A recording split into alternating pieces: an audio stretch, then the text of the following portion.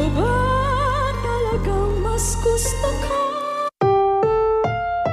Ang susunod na programa ay rated PG. Patnubay at gabay ng magulang ay kailangan sa mga batang manonood.